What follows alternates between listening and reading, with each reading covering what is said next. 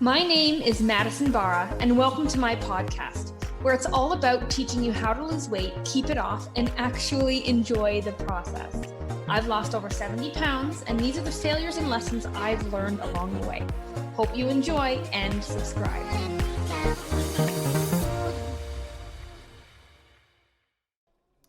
So let's dive into the one thing keeping every woman fat.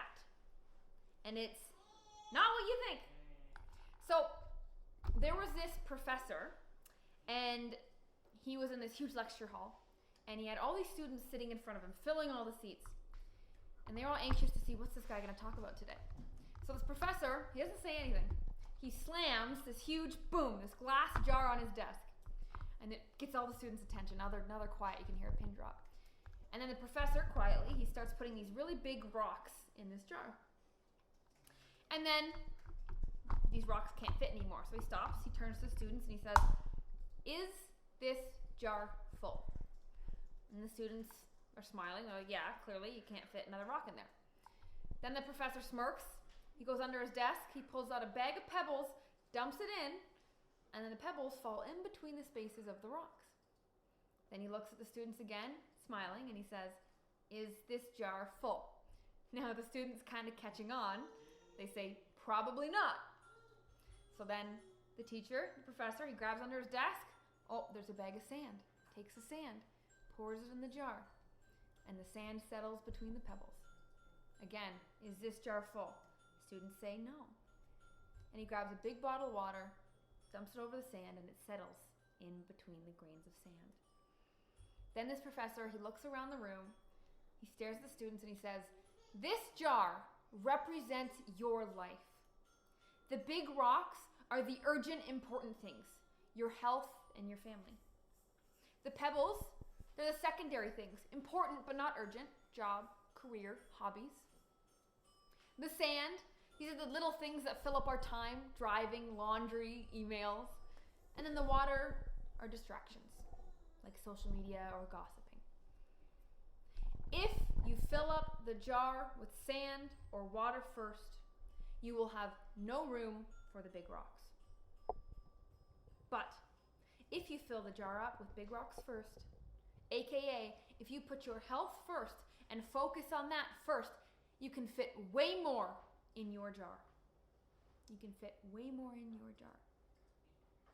There is nothing more important than putting your big rocks first, putting yourself first, no matter how uncomfortable or foreign of a concept that might be.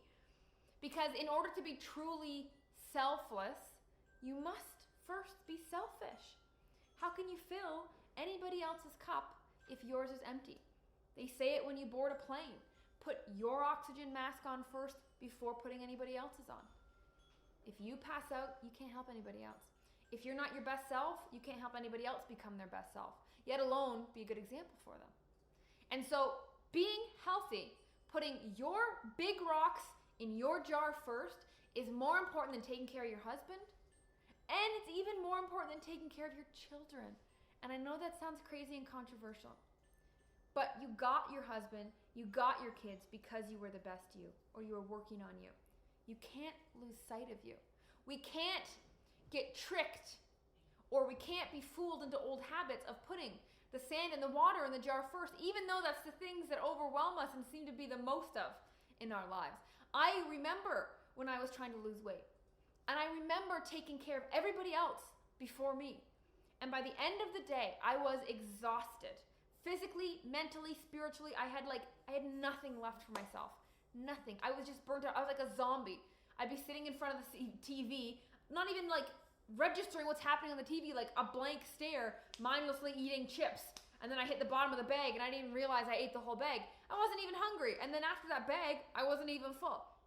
It was crazy.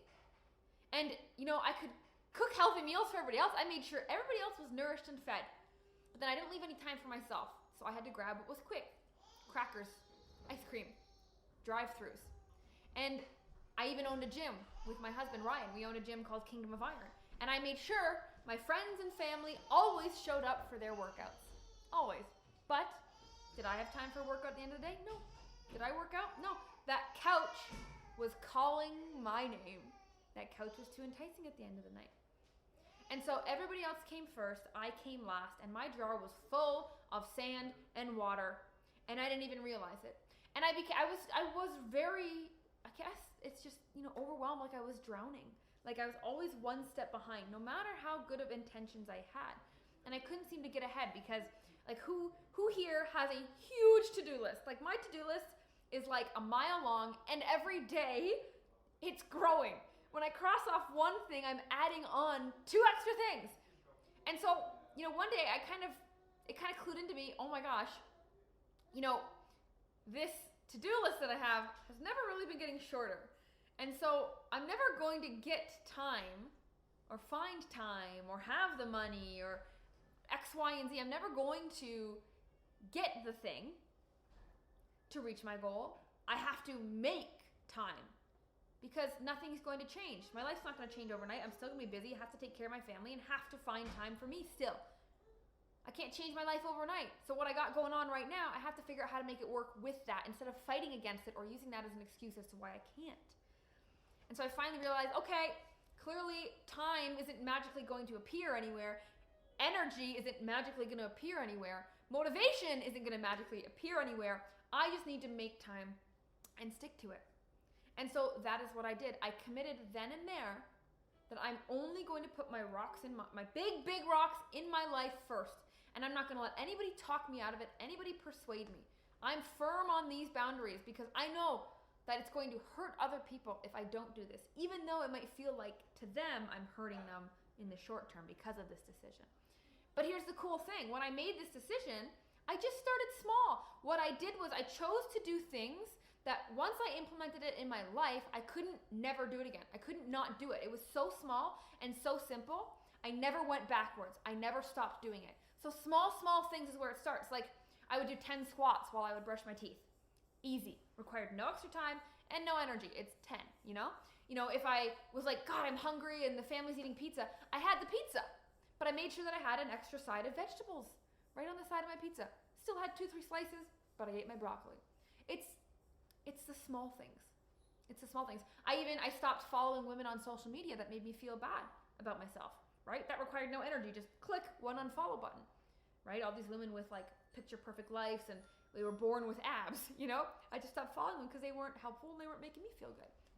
And so the second I just said, I'm going to do something small that proves to myself that I am putting my big rocks first, it really was a game changer. And that is why this challenge is so cool. Because just by listening to me talk right now, what is this, 5-10 minutes of a talk? You're listening.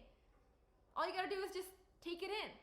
You're already proving to yourself that you're putting your big rocks forward. Your big rocks forward. And when you do this, crazy stuff happens. My stomach started to get toned, more toned than I ever thought imaginable. I thought I'd never have abs. Now I've got lines. I never thought that would happen to me. But it was because I was finally fueling my body properly in ways that weren't extremes, all or nothing, working out 2 hours a day, running and eating a salad. That wasn't working, right? And so I was finally able to be consistent with exercise because I found something I liked that didn't take hours. I didn't have to hype myself up to do it. When you find the right things, well, actually, you're only going to find the right things when you commit to saying, there's no perfect thing. It's what's perfect for me with my life right now.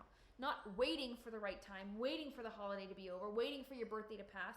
It's crazy because there's New Year's is in January, right? February is Valentine's Day. March is March break. April or May is like Easter. Then you got a long weekend. Then you've got, 4th of July or Canada's Day. Then you've got Thanksgiving and you've got Christmas and you've got all the birthdays in between. Like there's always going to be something every single month. What are we waiting for? What are we waiting for? Your jar is full of sand and water and it is hurting you. It is slowing you down. It is sabotaging you. Those are not the important things. There's such thing as feeling busy but not being productive. Who's felt like they've had a day where they've done so much and their feet hurt by the time they sit down and at the end of the day, but they're like, but what did I get done?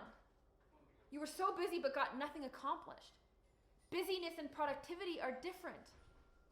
When you are productive and you focus on 1 or 2 big dominoes in your day, the other stuff falls into place. The other stuff falls in between the big rocks and can fit in your life.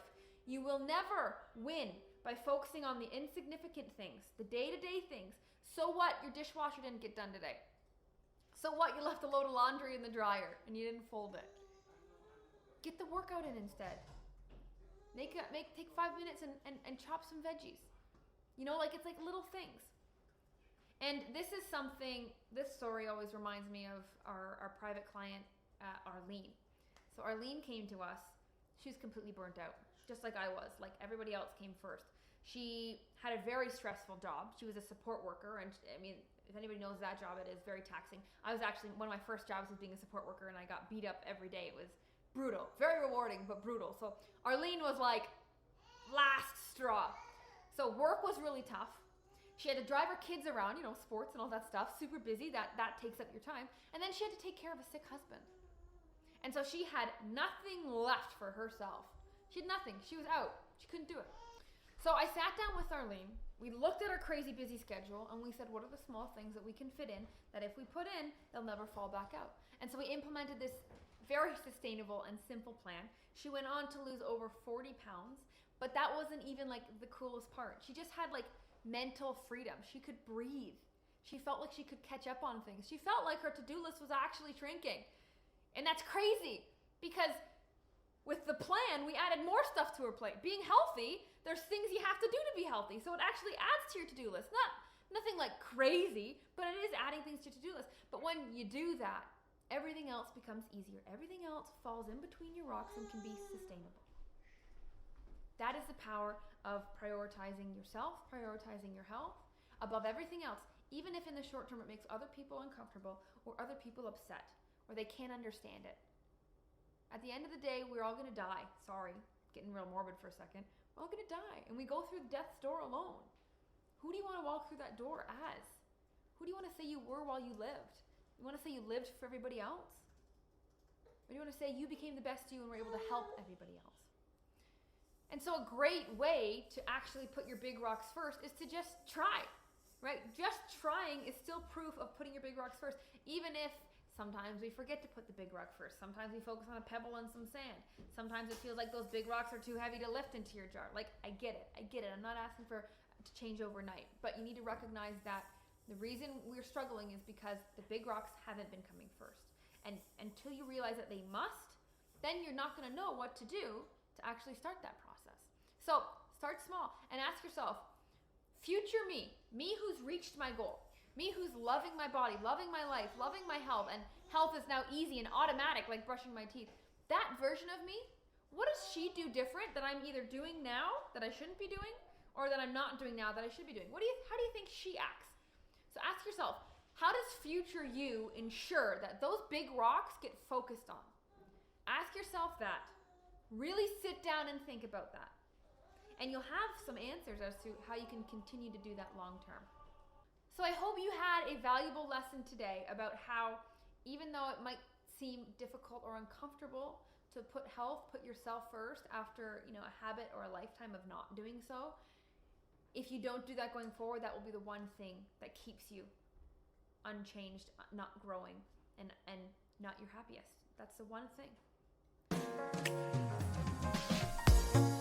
If you found this podcast valuable, I hope you can leave a 5-star review. And if you want to learn more about how to lose weight fast and for good, visit Tremera.com. Thank you for listening, and make sure to subscribe so you don't miss another episode.